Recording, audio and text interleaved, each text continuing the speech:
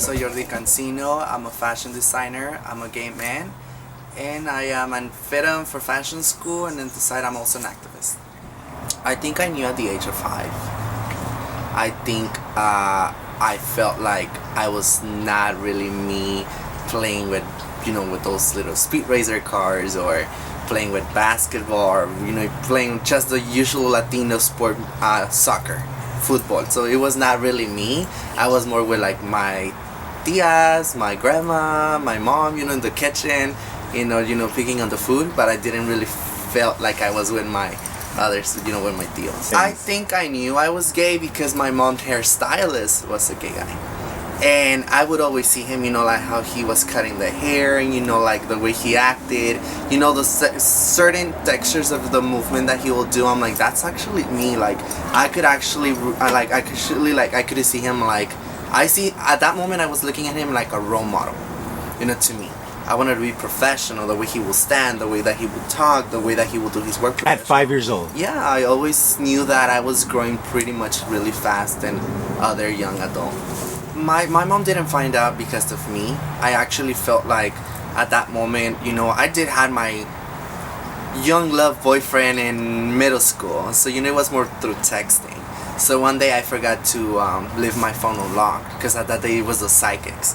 So my cousin saw a picture and she saw the text. So she asked me, what is this? And then I'm like, oh, I couldn't hide it no more. And I cried about it. I'm like, I'm gay. So I think, How old were you? I was 15, transitioning to become 16. So like few days before my birthday, my mom found out that I was gay because of my cousin. She snitched on me, and it was just like my house became an earthquake. My mom couldn't accept the fact that I was gay. She was still confused. She was asking me all these questions. Why you? Why? What have I done for you to be gay? So it was like more like an argument between me and my mom. So she felt like it was out of control. I was talking to my cousin, but at the same time I felt like really like they were attacking me both at the same time. So I hid myself in the restroom, and I turned in the water, and I didn't want to hear it. I was just crying. I was panicking. She took my phone away. So then like for hours I didn't came out of the restroom. So she called the cops, and the cops came and like literally just break into the house. When the police officer came in, I think she was part of the LGBT community because she was loving. She hugged me, and I cried to her. I'm like, I was like this. I didn't choose to be. I was born like this.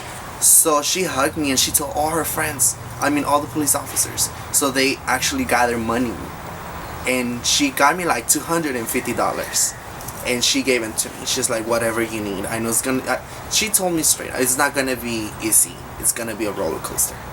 So be prepared to it. So then my mom kicked me out of the house. So it was hard for my mom, and I understand. It was hard for me too to leave the house. So then I called my best friend Stephanie, and I was crying. What do I do? At that moment, that night, I slept in the streets. I was walking around. I was confused. I was scared. I was paranoid, I didn't have nowhere to stay. So I remember I walked to a Jack in the Box, and I was outside. So this is why I have mad love for the homeless community, because I know how it feels to be homeless for at least 3 days until my teachers find out that I was homeless. And then I cried out to Miss Fajardo, Angela Fajardo. And I told her, you know what, miss? I'm homeless. I'm gay. I don't know what to do. I don't know where to go. So she's like, no, Yordy, you're coming with me.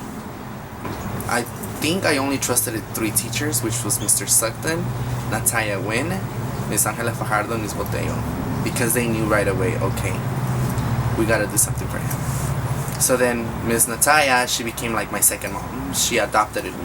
She bought me clothes. She bought me whatever the needs I need, as a young adult to go to school, my materials, my backpacks. She knew when I had my first relationship, it was hard. I was heartbroken.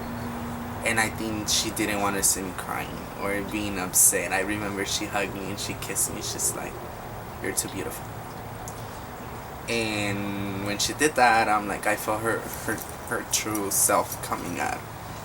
Since there, she's my best friend, my mom, my mentor. She tells me when I feel like something's not wrong with me, she's there to hug me, she's there to kiss me, she's there to tell me I'm here for you.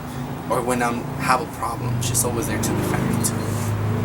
I think my mom is my inspiration, my role model, my everything, and this is why I smile to life. I think without her I wouldn't be Yordy. Because she has taught me to be loving and caring and humble. And to never judge others. Because you have your own self to be judged first before you even agree to go into other people's lives. Yordy's different.